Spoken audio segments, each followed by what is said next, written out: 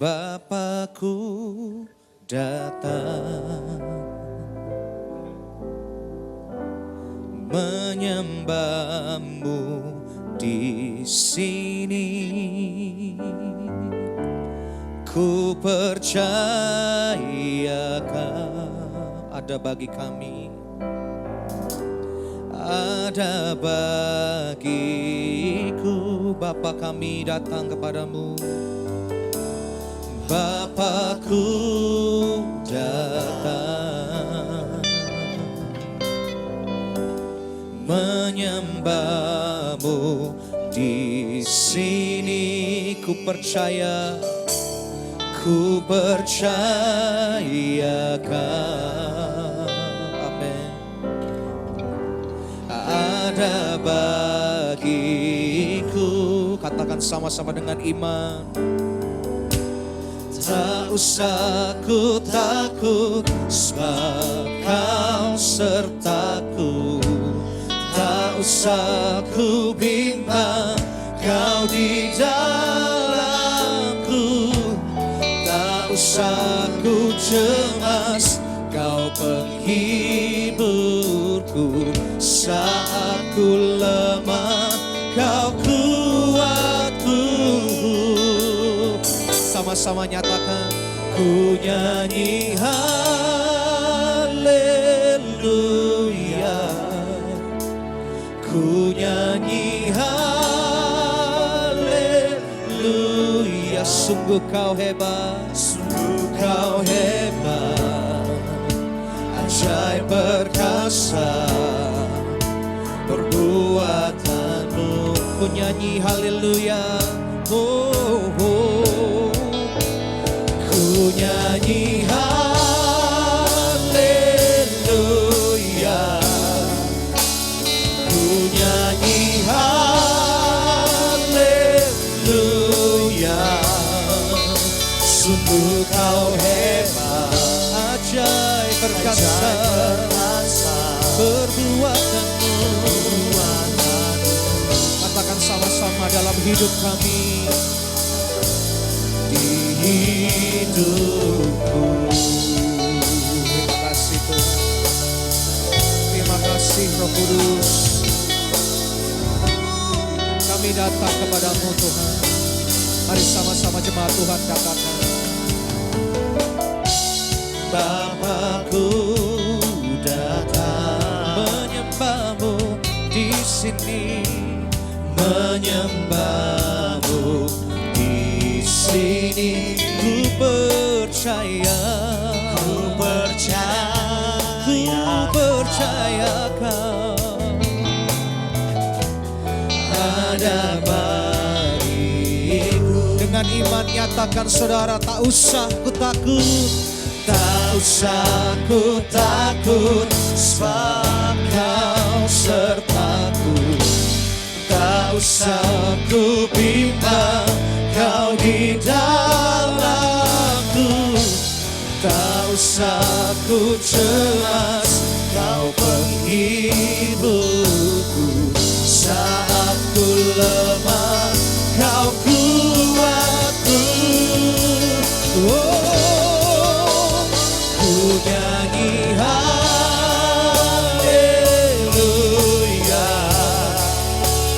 ku nyanyi haleluya. Sungguh Kau hebat, ajaib perkasa perbuatan. Sungguh Kau hebat, ku nyanyikan haleluya, ku nyanyi haleluya,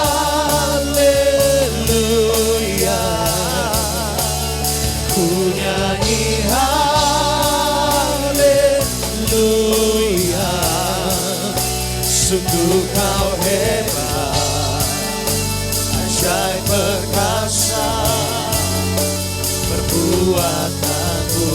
Katakan di hidupku, oh, oh, di hidupku.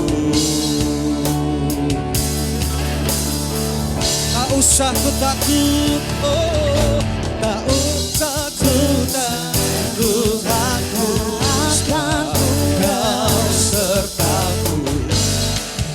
usah ku bimbang, Kau di dalamku. Tak usah ku cemas, Kau menghiburku. Saat ku lemah, Kau kuatku. Ku nyanyi haleluya. Biar jemaat Tuhan saja katakan. Ku nyanyi haleluya. Sungguh Kau hebat, Ajaib perkasa, segala perbuatanmu. Ku nyanyikan haleluya. Ku nyanyi haleluya.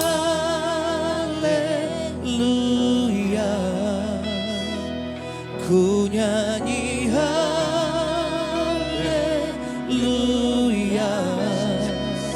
Sungguh Kau hebat, ajaib perkasa perbuatanmu. Saya undang jemaat untuk bangkit berdiri sama-sama katakan. Ku nyanyi haleluya. Ku nyanyikan haleluya. Sungguh Kau hebat, ajaib dan perkasa. Segala perbuatanmu Tuhan.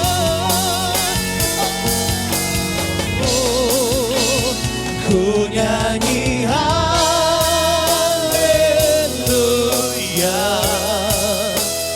Ku nyanyi haleluya.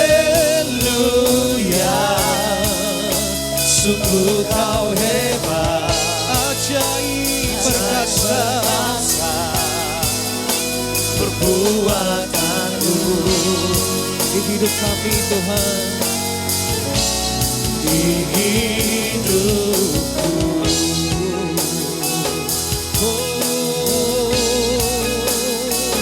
Di hidupku Tuhan.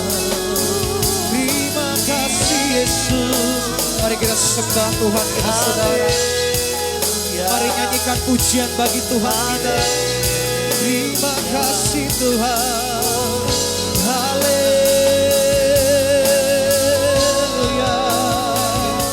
Sungguh Engkau hebat, Engkau Allah yang perkasa. Terima kasih Yesus.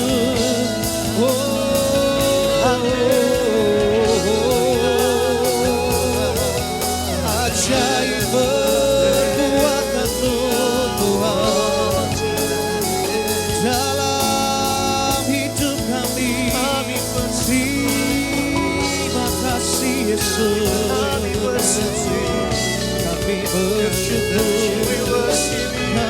bersyukur Tuhan untuk segala kebaikan-Mu, untuk segala pertolongan-Mu. Haleluya.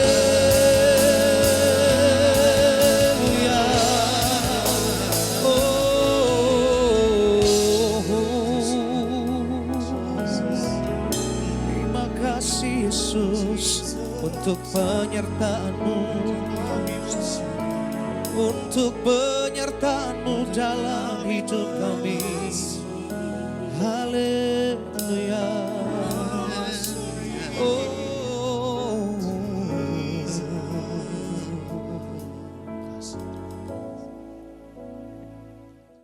Shalom ladies, wanita terhormat, perempuan yang diberkati Tuhan, amin. Puji Tuhan, tidak ada persoalan yang sukar di mata Tuhan. Ingat, semua persoalan yang ada di dunia ini semuanya dapat terselesaikan. Yang penting, setiap persoalan yang besar jangan dibesar-besarkan. Tetapi harus kita memandangnya dengan kacamata iman. Jangan mulut kita terus berkata, wah persoalanku gede, besar. Walaupun itu besar, jangan mengeluarkan perkataan itu. Mungkin kita udah biasa keluar, waduh persoalanku memang besar, berat. Tapi kita harus melawan lagi. Kita tidak boleh mengimani, meyakinkan kata-kata kita yang tiba-tiba keluar terlontar ini. Tetapi kita harus melawannya dengan iman. Perkataan kita bahwa apapun yang saya hadapi, persoalan saya besar. Tetapi Yesusku lebih besar dari itu. Mungkin saudara terlanjur berkata, wah masalahku gede sekali, rasanya aku nggak mampu. Untung aku punya Yesus yang bisa mengubah masalah menjadi berkat. Untung aku punya Yesus Kristus Tuhan Juru Selamat yang bisa menolong, memelihara aku, bahkan lebih memberkati aku. Itu harus ada kata-kata tambahan. Sehingga mulai hari ini jangan lagi kita mulai bicara yang enggak-enggak, atau ngomongin orang, saudara kritik, tidak perlu lagi. Karena saudara, perkataan kita harus kita latih. Karena perkataan kita itu mengandung kuasa. Firman Tuhan selalu berkata, supaya kita menjaga perkataan kita. Siapa yang tidak menjaga mulutnya atau perkataannya, maka ibadahnya menjadi sia-sia. Bayangkan kita ibadah sudah 20 tahun, setiap minggu 3 kali, belum naik mobil, capek, urusan pelayanan, tetapi setiap pulang sia-sia. Karena kita tidak menjaga perkataan mulut kita. Mungkin kita ngomongin orang, kita gosipin orang, kita kritik, kita fitnah, mungkin kita membalas caci maki dengan caci maki. Sekarang waktunya kita harus mulai menjaga perkataan kita. Kita tunduk kepala, kita berdoa dulu. Bapa kami yang ada dalam surga, terima kasih Tuhan, biar hari ini kami mulai belajar untuk supaya menggunakan setiap kata-kata kami untuk kemuliaan nama Tuhan, untuk bersyukur dan bersaksi, bukan menyaksikan persoalan kami, bukan menyaksikan masalah-masalah teman atau cacat atau noda dari saudara kami, tetapi kami akan menceritakan kemuliaan, kebenaran firman, keagungan firman, dan kiranya Tuhan kesucian daripada hidup orang-orang yang di dalam Tuhan. Di dalam nama Yesus, supaya setiap ibadah kami tidak sia-sia. Di dalam nama Yesus, supaya kami boleh belajar Tuhan hidup menjadi penuh dengan damai, sejahtera, kasih, sukacita. Menjadi berkat karena perkataan kami menghibur, menguatkan, menasihatkan, bahkan meneguhkan. Supaya perkataan kami bukan menjatuhkan, bukan menjadi batu sandungan. Di dalam nama Tuhan Yesus, yang sakit disembuhkan, yang punya persoalan, tantangan, pergumulan begitu berat, air mata yang bercucuran, hati yang perih, sedih dan hancur. Kiranya Tuhan memberikan pengharapan, kekuatan di dalam nama Yesus Kristus. Haleluya. Amin. Puji Tuhan. Kita lihat dulu firman Tuhan dalam kitab Roma pasal 10 ayat 7 sampai dengan 11. Ya maaf, ayat 8 sampai dengan 11. Tapi kita akan baca satu per satu. Tetapi apakah katanya ini? Firman itu dekat kepadamu, yakni di dalam mulutmu dan di dalam hatimu. Itulah firman iman yang kami beritakan. Sekali lagi. Tetapi apakah katanya ini? Firman itu dekat kepadamu, yaitu di dalam mulutmu dan di dalam hatimu. Itulah firman iman yang kami beritakan. Yang diberitakan oleh para rasul, yaitu firman iman. Apa itu firman iman? Yaitu firman itu tidak jauh. Firman itu dekat, bahkan ada di dalam mulut kita dan di dalam hati kita. Karena apa yang ada di dalam hati akan terlontar keluar kepada mulut kita. Kalau hati kita ada iman, mulut kita akan keluarnya iman semuanya. Sebab itu dikatakan, saudara, bahwa firman itu tidak jauh. Ada di dalam mulut kita. Dan di dalam hati kita. Itulah firman iman. Artinya di sini, mulai hari ini, perkataan kita adalah harus perkataan iman. Perkataan firman bukan hanya perkataan positif saja. Perkataan positif itu baik, bukan buruk, tetapi bisa duniawi. Contohnya, aku diberkati, aku akan jadi kaya, aku anak raja, aku anak jenderal, nanti aku akan menjadi ini. Padahal belum tentu jadi seperti itu. Boleh itu positif, tapi itu tidak. Karena itu menyugesti diri sendiri, membuat kita menjadi kecewa. Tapi perkataan iman itu lain dengan perkataan positif. Seandainya orang mencaci kita, kamu orang bodoh, kamu mungkin orang kurang bijaksana, kamu nasib sial, kita akan perkataan iman bukan mengamini, tetapi ya puji Tuhan. Karena Tuhan tahu apa yang baik bagiku. Orang boleh memandang salah, tetapi Tuhan bisa mengubahnya. Luar biasa, saudara. Oh, kamu masa depan gelap, masa depannya suram. Saat ini sepertinya suram. Tetapi bagi Tuhan tidak ada yang sukar. Dia akan bisa menjadikan terang kembali. Oh, hidupmu itu tidak benar. Penuh dengan kejahatan. Hidupmu itu seperti ini, dan sebagainya. Saat ini memang hidupku seperti itu. Tetapi saat ini aku persembahkan kepada Tuhan. Maka hidupku akan menjadi berkat. Jadi saudara, kita harus kata-kata seperti itu. Bahwa kita harus memuliakan Tuhan. Kita harus percaya firman itu bisa mengubah kita. Kita harus mengisi hidup kita, hati kita dengan firman Allah. Supaya apa yang kita katakan bukan keinginan hati kita. Tapi kita tahu bahwa Tuhan berkuasa mengubah masa depan kita. Mengubah hidup kita, nasib kita, kelakuan kita, sifat kita, semuanya. Oleh sebab itu kata-kata iman itu terbentuk dari firman Allah. Tapi kalau positif itu terbentuk dari pikiran kita. Bisa baik, bisa dari firman, bisa duniawi. Jadi saudara hati-hati. Minimal saudara boleh berkata positif. Minimal. Tetapi kalau lebih bagus adalah berkata-kata iman. Contohnya, ketika ada masalah, mengucap syukur itu kata-kata iman. Ketika melihat ada persoalan, mungkin ada masalah. Oh haleluya. Glory haleluya. Tuhan kami mengucap syukur. Saudara bayangin, ini ada masalah kok mengucap syukur. Itu kata-kata iman. Kenapa? Karena kita tahu, melalui masalah ini, kita lebih dekat kepada Tuhan. Melalui masalah ini, Tuhan akan mengubah supaya masalah ini menjadi pengalaman dan berkat yang luar biasa dalam hidup kita. Tapi kalau kata-kata positif lain, ketika saudara mungkin nabrak, aku nggak nabrak. Tuhan orang itu bikin begini. Saudara, toh tetap kenyataannya seperti itu. Jadi kita harus bersyukur. Mungkin orang itu minta tambah.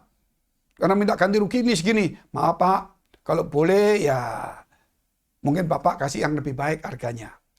Nah, nggak bisa gini. Ya saudara jangan marah. Walaupun mungkin jengkel ya bersyukurlah. Masih bisa dibayar. Daripada mintanya lebih parah lagi. Nanti Tuhan yang akan membayarnya semua. Tetapi kalau kita bersyukur, waduh berat ini, susah ini. Saudara menjadi susah juga. Tapi kalau saudara ringan. Bahaya, sombong.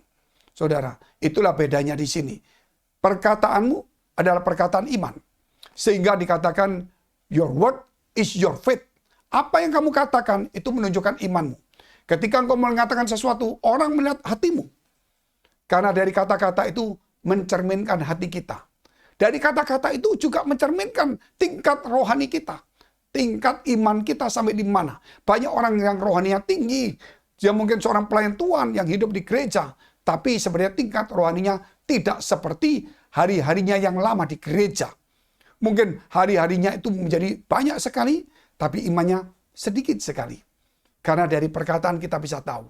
Apalagi orang yang suka mengumpat, orang yang suka memaki-maki, orang yang suka gosip, orang yang suka komentar, suka kritik, jelekan orang, ngomong kekurangan orang lain.